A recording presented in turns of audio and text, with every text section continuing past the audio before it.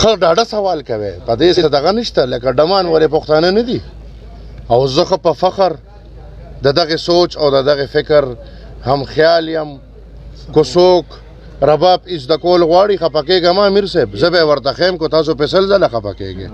که څوک باجۍ زده کول غواړي خفه کېږئ مه زه به یې ورته ښیم کو نه تاسو به ټول قام ټول عمر په خودکش دماکو په انتها پسندۍ د جومات او د مدرسې په دغې روایاتو ساتئ افسوس چې د کم د وجې زما مذهب شرمېږي زه په دې فخر کوم په دې مه خفه کېږئ ډم پښتون دی زما قرنې که ورله قدر ورکړی نو زه به یې څنګه نه ورکوم مهرباني وکړئ تاسو هم ورکړئ چې تاسو ته هم قدر میلو شي مشکور یم په دې موقع زه د چارسدې د پریس بالخصوص او راغلی د نور د پریس د ملګرو مشکور یم د عوامي نیشنل پارټۍ د ټولو ملګرو چې نن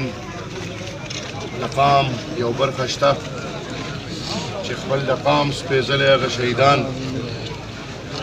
چې د سپین ملنګ په مشرۍ کې دې د چارسدې میدان کې د پاکستان د لومړنۍ د جشن ازادۍ نه 2 ورځې مخکې موږ پښتنو ته تحفه میلو شوې وه هغه شهیدانو په یاد کې نن موږ سره په دې پینډال کې زما یقین دی چې دا شهیدانو کورنۍ هم موجودې دي او نن زه ډېر فخر سره دا خبره کوم چې د دې خبرې تقریبا 4 او یا کال خو نن هم په پښتون قوم کې د هغې عقیدې د هغې جذبې د هغې مینې د پښتون ولس د هغې خدمت او د دې د حق زمونږ قام زمونږ د خاورې د ازادۍ دپاره سرونو ورکولو ته تیار دي دا نن چې کم ملګري راغلي دي دا د دغې عقیدې ملګري دي د کمې عقیدې چې سپین ملنګ بابا د کمې عقیدې چې دا شهیدانو انشاءالله د دغې شهیدانو د خراج تحسین دپاره موږ ټول راغونډ شوي یو او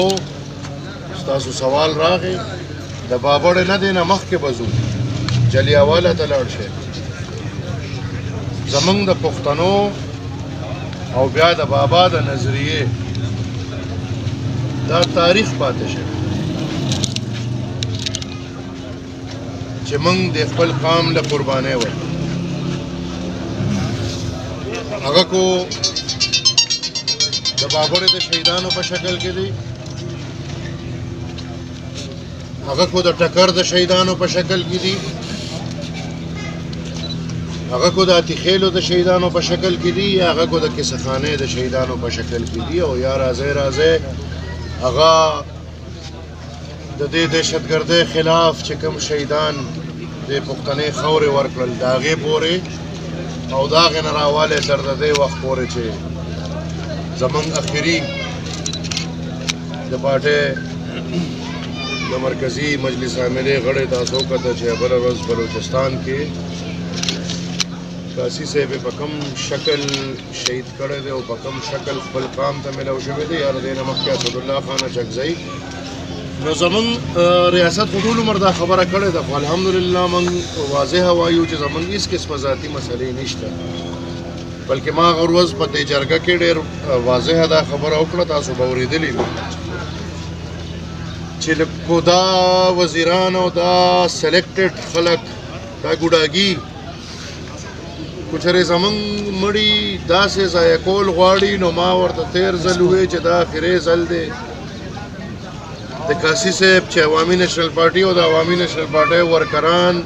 دا سوال اوچتوي چې دا کار چا وکړ خو د دې نه پس د عوامي نیشنل پارټۍ یو ورکر ته هم نقصان ورسېدو نو موږ به دا نه وایو چې دا چا وکړو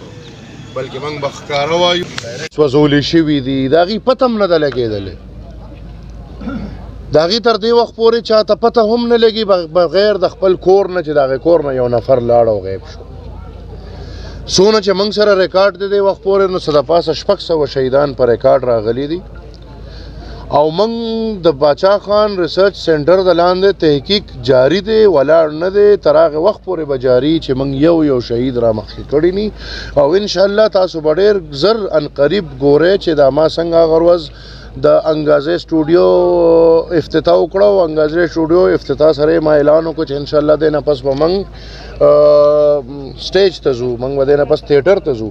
نو ان شاء الله تاسو به نه چې زه به د تیټر په شکل په سکرین هغه ټول خدای خدمتګار را واپس کوم او د خپل قام ته به مخامخ. جمال خان مې افتخار صاحب 2 کال وړاندې ویلو چې موږ دا کیس واپس ریوپن کوو د دغه کسانو د شهیدانو. نو پای کې پرمختګ شوی دی، اصلاح مشوره شوې ده؟ زما په خیال خو دا به میا صاحب دا خبره کړې زمونږ د پارټۍ د پلیټ فارم داسې فیصله نه ده شوې.